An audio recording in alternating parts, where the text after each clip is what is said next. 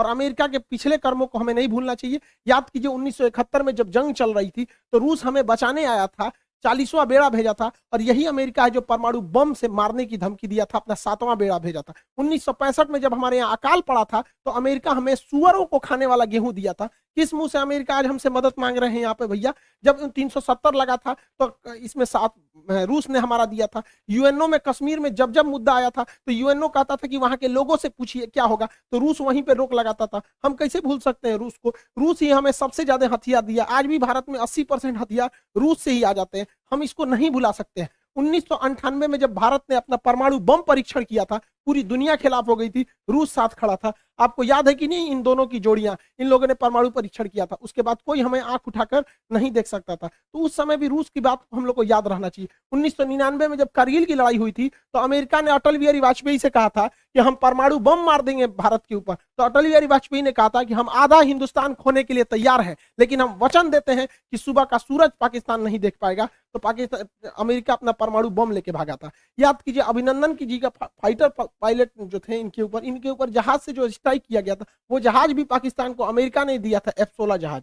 आज भी हमारी जरूरत रूस ही पूरा करता है। S-400 के दम पर हम चाइना को चैलेंज करते हैं, किसने दिया? रूस ने दिया। विक्रमादित्य किसने दिया? रूस ने दिया। 1991 में हम लोग जब अंतरिक्ष में क्रायोनिक इंजन की जरूरत थी, रूस अपने 8 क्रायोनिक इंजन दे रहा था, अमेरिका ने उस पर प्रतिबंध लगा दिया, जिस वजह से हमारा परमाणु अंतरिक्ष कार्यक्रम लगभग 20 साल पीछे चला गया। यहाँ पर आज भी चंद्रयान में अमेरिका के जगह पे रूस हमारी मदद कर रहा है। तो रूस हमेशा से हम लोग के साथ रहा है। आज देखिए परमाणु पनडुब्बी, चाहे चक्र हो, नेपरा हो, अरिहंत हो, इसमें रूस हमारी मदद कर रहा है। AK-203 राइफल की फैक्ट्री हो, रूस मदद कर रहा है। चाहे सुखोई जहाज जो हमारी वायुसेना का रीढ़ है, रूस ने हमें दिया है। ब्रह्मोस जहाज दुनिया का सबसे खतरनाक सुपरसोनिक क्रूज जहाज मिसाइल है, जिससे चाइना डरता है, किसने दिया है? रूस ने दिया है। तो हमें बैलेंस लेके चलना है। कहीं ना कहीं सेना में रूस मदद करेगा, लेकिन अमेरिका से हम लोग को भी संबंध बना के रखना है। चाइना को जब कंट्रोल करने की बारी आएगी तो रूस नहीं सुनेगा, तब हमें अमेरिका को लाना पड़ेगा। इस दुविधा में हम लोग हैं कि अमेरिका का साथ दें कि रूस का साथ दें। इसके लिए सबसे अच्छा रास्ता क्या होता है समझिए।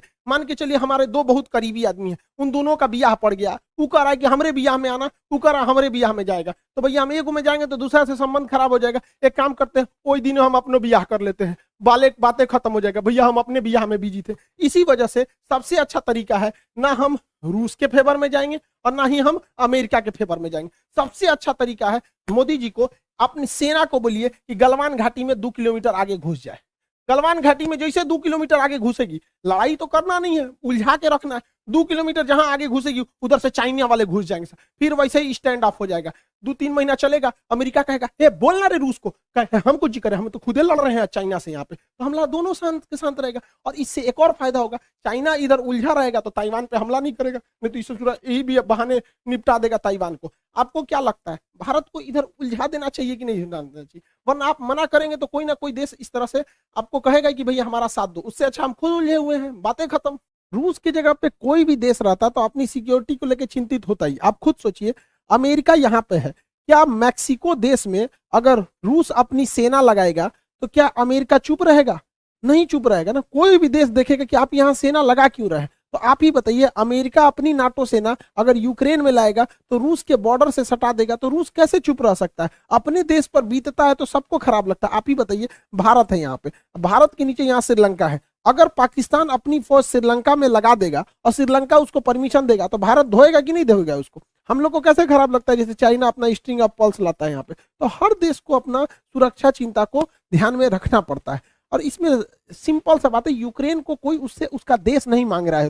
रूस का केवल यही करना है कि यूक्रेन डिसाइड एक लिखित दे दे कि वो कभी भी नाटो सेना में शामिल नहीं होगा। यूक्रेन को यह सोचना चाहिए कि नाटो में शामिल होने से अमेरिका को फायदा है, वो दुश्मनी निकालेगा रूस से। क्या जाता है यहाँ पे, पूरा देश बच जाता, उसके लोग मरने से बच जाते, क्या काम आया नाटो? तो यहाँ यूक्रेन को सोचना चाहिए कि बहुत ज्यादा जिद पालने से कोई खास फायदा नहीं होता है। और हमेशा एक चीज याद रखना चाहिए, यूक्रेन हो, हम हो या आप हो, हम अपना पड़ोसी नहीं बदल सकते, दोस्त बदल सकते हैं। इसलिए दोस्त से संबंध बने बिगड़े, लेकिन पड़ोसियों से हमेशा संबंध अच्छा रखना चाहिए, क्योंकि हमेशा काम पड़ोसी आते हैं। यूक्रेन का पड़ोसी रूस है और ये ना अमेरिका दोस्त है। तो हमेशा एक चीज को ध्यान रखना चाहिए, किला सुरक्षित करने के लिए पड़ोसी का सुरक्षित होना जरूरी है। यूक्रेन को हठधर्मिता छोड़नी चाहिए। आप यूरोपीय यूनियन में शामिल हो जाए, नाटो जैसे सैन्य संगठन में नहीं शामिल होना चाहिए। क्या ये फिनलैंड बेवकूफ था, स्वीडन बेवकूफ है जो इन लोगों ने नाटो की सदस्यता नहीं लिया?